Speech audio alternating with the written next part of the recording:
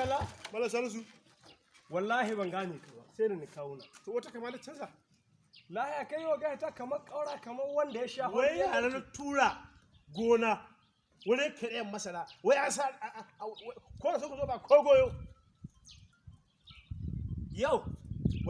yau to yanzu ina kai billahi allazi la ilaha illa huwa duk wanda mun kai an gama da shi gonan nan ni tabbatar da shi ya karita wallahi sai na shiga mai waya inna lillahi yau shi da kai watanni da watanni ina iba kasa wani dan iska je mallan kalla kai ma saka ci kai an san can da ko can dore kai ka san ana sata ana sata amma kai ka san banda zamanin wanga dan tsaya wanda bai gada arziki ba ya kulle kasa kowa ma zama barawo kana ganin mutum da rigar mutunci kala baya sakaci wallahi sai ya kwashe ba masara wallahi kaga mutum ustazu amma barawo masara to yanzu ba haka nan za a rumana in ka tafi daji ka haɗu da wani ya haƙi ƙarfin ka ko kai ka sabata abun nan bai bata ko dai yanzu ba shi za a yi ba yanzu ka tafi akwai dami 13 na nan gida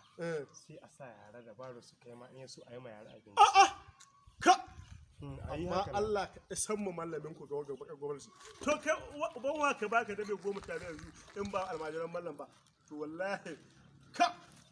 Allah ta'ala saka mallamin ku da alkai Allah ka san muku ga mallamin ku Allah ya kwato mallamin ku amma wanga mulki na dan mutanen banza shege ya sa mutane cikin bala'i kowa ma don barawo wallahi sai ya ga mutum ustazu shi ma an da ya cire masa rakila baka san yadda wallahi sai ya ga mutum da ustazu ne to ustazu ne amma wallahi kala ya wasa sai wallahi shi ma kila yawa ta sa wallahi yawa ta kashe gona ya mutum ustazu to ba mai da insha Allah